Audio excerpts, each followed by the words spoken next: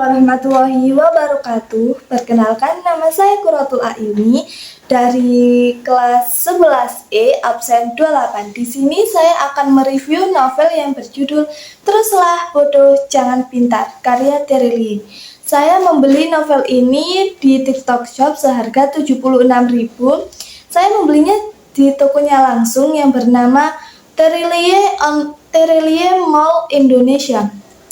Nah, novel ini diterbitkan pada 1 Februari 2024 dengan 371 halaman.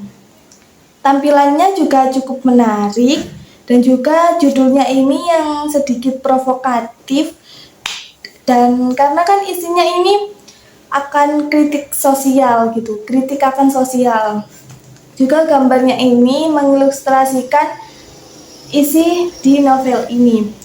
Nah, kelebihannya novel ini itu alurnya yang cukup unik dan juga emosi yang campur aduk.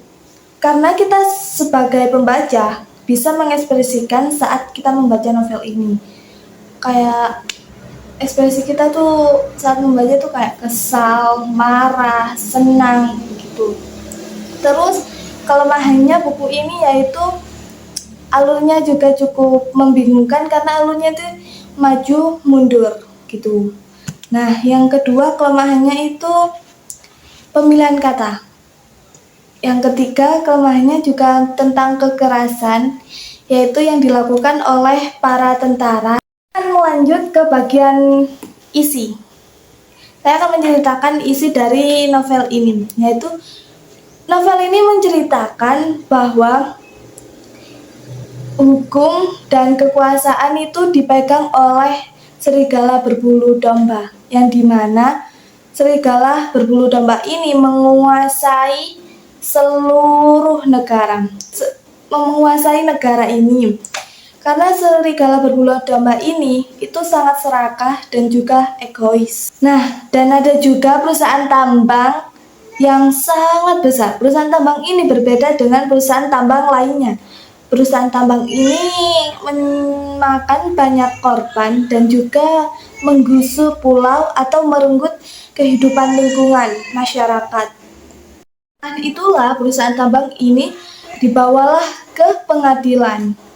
Setelah itu ada dua pengacara dari pihak perusahaan tambang ini, yaitu PT Semesta Minerals and Mining, dan juga pengacara ini yaitu dua orang aktivitas lingkungan juga korban dari perusahaan tambang tersebut. Nah, dua orang ini mempunyai beberapa saksi yang mempunyai latar belakang yang berbeda-beda. Nah, saksi-saksi ini juga korban dari perusahaan tersebut. Nah, aktivitas lingkungan ini kan membawa beberapa saksi. Nah, saksi yang pertama itu bernama Ahmad. Temannya adalah korban dari perusahaan tambang ini. Yang kedua, saksi yang bernama Ibu Siti. Ibu Siti ini juga korban dari perusahaan tambang karena pulaunya ini digusur oleh perusahaan tambang tersebut. Karena pulau itu kan jauh dari kota-kota dan juga gedung-gedung tinggi. Dan juga di pulau itu gunungnya ada satu. Di dalam gunung itu ada tambang emas. Akhirnya si perusahaan tambang ini datang ke pulau ini untuk menggusur pulau itu dan dijadikan bangunan-bangunan besar. Nah, yang ketiga ini juga sama seperti saksi kedua, yaitu Ibu Siti. Nah, saksi ketiga ini kampungnya juga digusur oleh perusahaan tambang ini. Sejarah-sejarah kampung ini tuh hilang, dan juga makam-makam yang ada di kampung itu. Nah, yang keempat ini, saksi keempat ini yaitu ahli burung dan juga ahli geolog. Ahli burung ini mengatakan bahwa burung endemik itu pindah tempat karena adanya perusahaan tambang ini. Karena tempatnya itu tercemar gitu loh. Akhirnya burung endemik ini pindah tempat. Nah, yang kedua ini ahli geolog.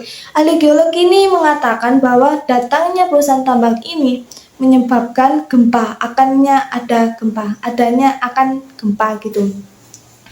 Nah, tapi ahli geolog ini cuma menebak gitu kan, jadi tidak tahu itu gempa asal dari perusahaan tambang yang dilakukan atau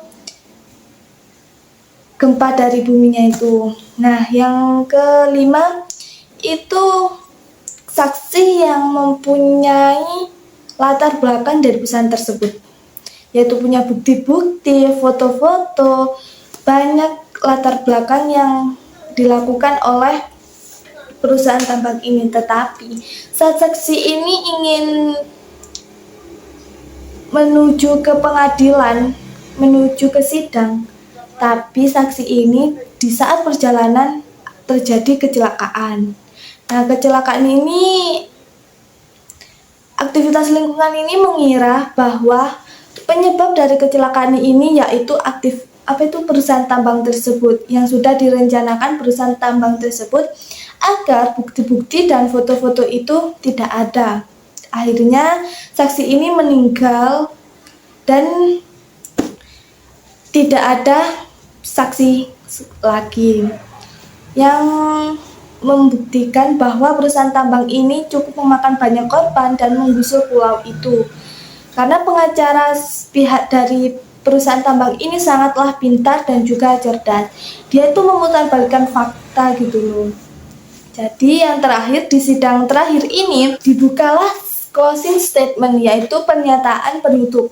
Nah, pernyataan dari aktivitas lingkungan ini mengatakan bahwa perusahaan tambang ini tuh memakan banyak korban, tetapi pengacara pihak dari perusahaan tambang ini memutarbalikkan fakta. Akhirnya selesailah persidangan dan akan ditentukan oleh 7 komite yang akan menentukan mana yang diizinkan itu.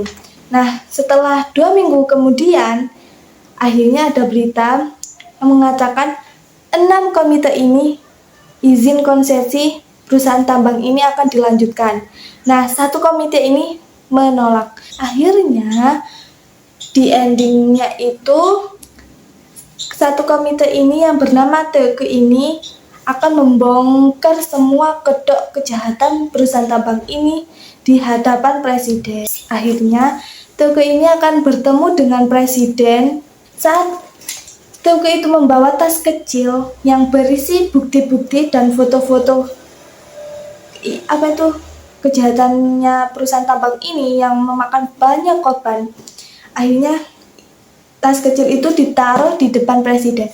Presiden itu tersenyum dan TEUKE ini berbisik pada presiden itu, "Ibu, kita bertemu lagi." Sudah ending. Oke, terima kasih sudah mendengarkan review saya tentang novel ini, yaitu Teruslah Bodoh Jangan Pintar. Di novel ini di belakangnya ada tulisan yang tulisan, "Saat hukum dan kekuasaan dipegang oleh serigala berbulu domba, saat seluruh negeri dikangkangi orang-orang jualan sok sederhana, tapi sejatinya serakah. Apakah kalian akan tutup mata, tutup mulut, atau tidak peduli dengan apa yang terjadi?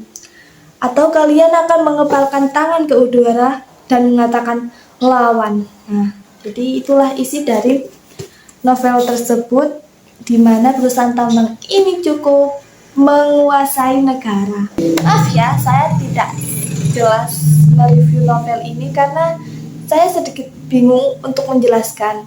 Meskipun saya paham isi novel tersebut, cuma saya tuh bingung untuk menjelaskan kembali isi novel ini. Oke, sekian. Wassalamualaikum warahmatullahi wabarakatuh.